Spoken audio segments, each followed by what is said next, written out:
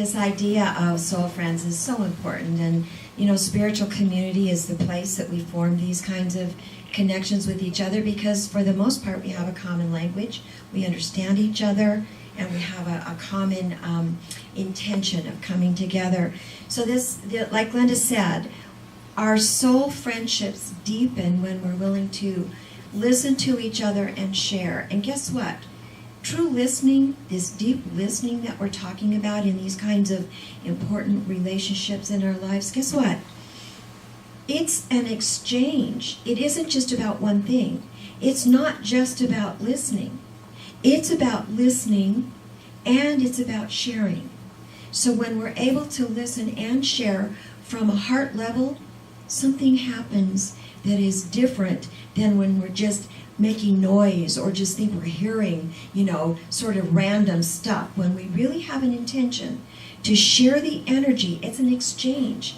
It's an equal exchange. And when we're talking with a soul friend, it is very different than it is when we're just casual, cocktail conversation sort of thing, if you get the gist. So what I know about my own listening pattern is that when I listen, I have to listen with my whole self. All of me.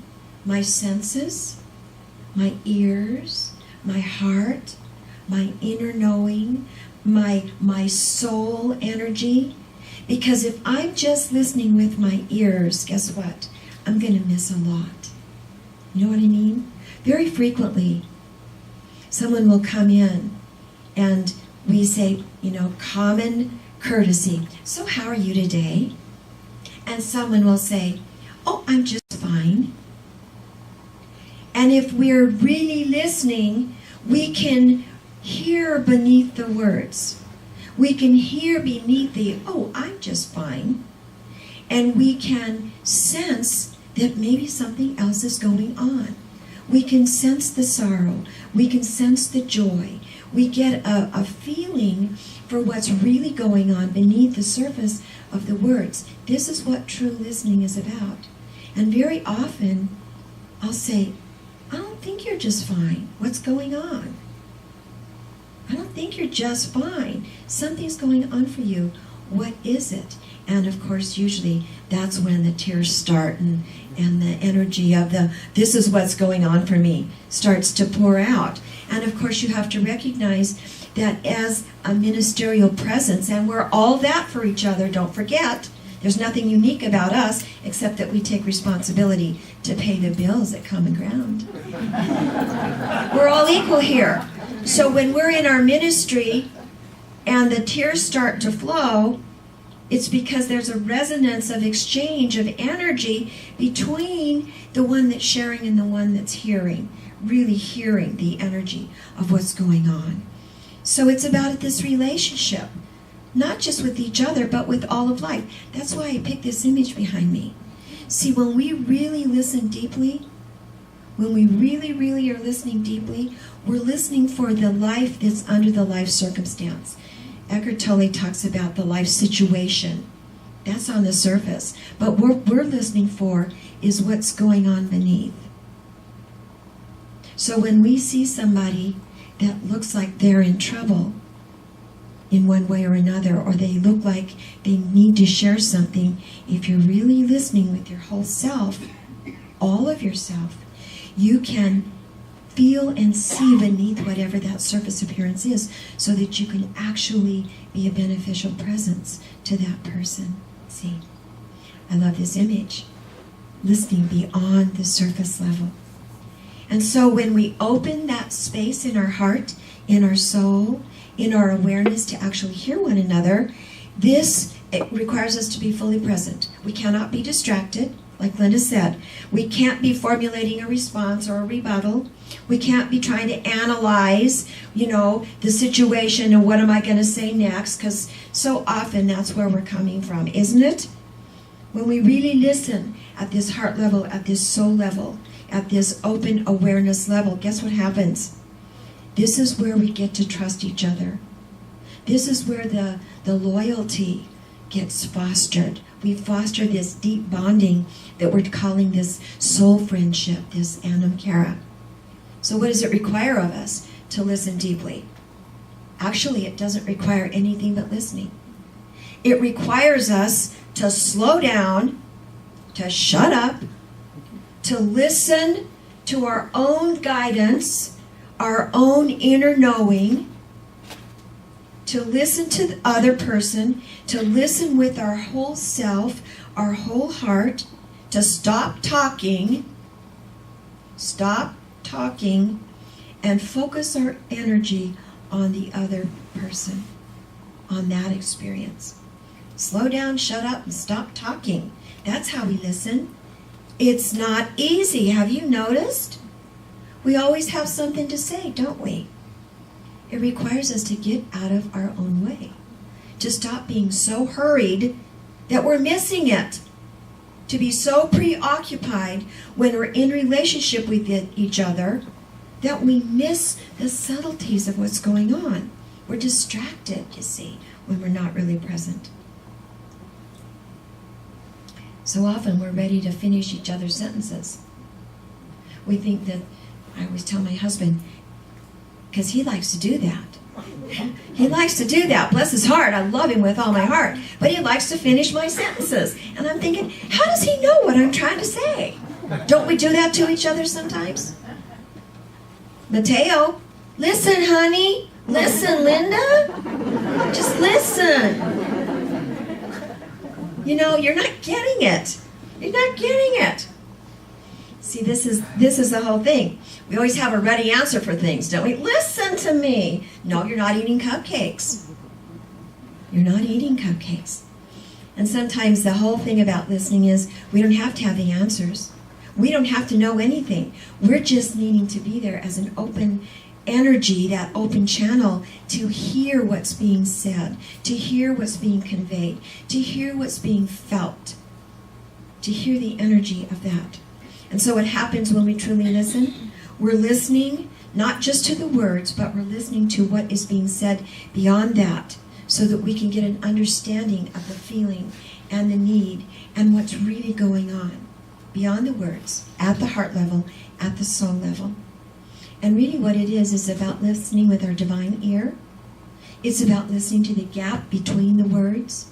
It's about listening for the presence of the divine to reveal itself within that experience, whatever that is. And it's simple.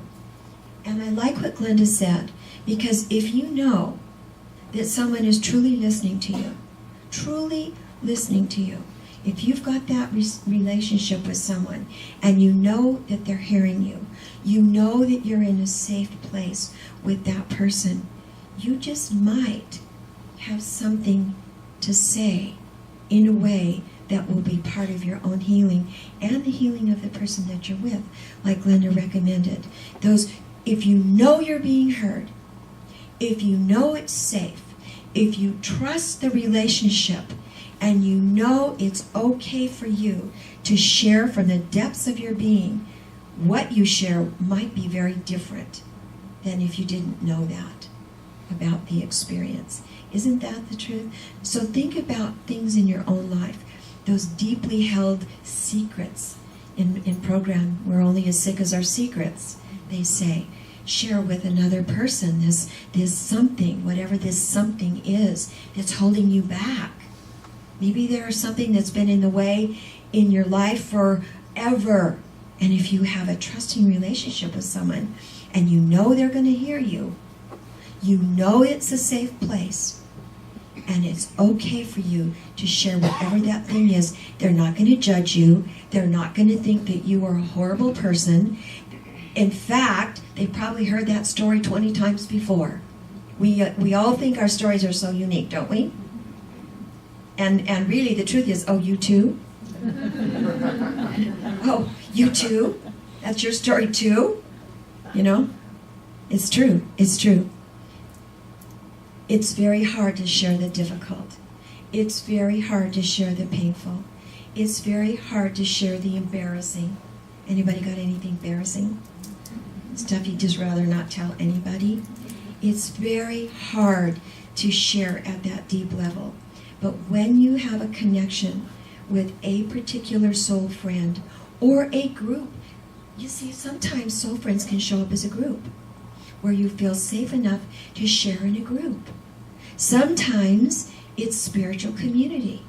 But when you feel safe enough to share in that way and get that stuff out and know someone's listening, not trying to fix it, like Glenda said, not having an opinion about it, not judging it, not making it bad or wrong, then that simple act of sharing from the heart and someone listening at the level of heart and soul makes a huge difference in your own healing. And sometimes your sharing becomes a healing for someone else in their own journey. So I work a lot with this book, Finding Our Way. It's by Margaret Wheatley. And I love what she says, because she says, listening is such a simple act. It requires us to be present, and it takes practice, like Glenda said. It takes practice. But we don't have to do anything else. We don't have to advise or coach or sound wise. We just have to be willing to sit and listen.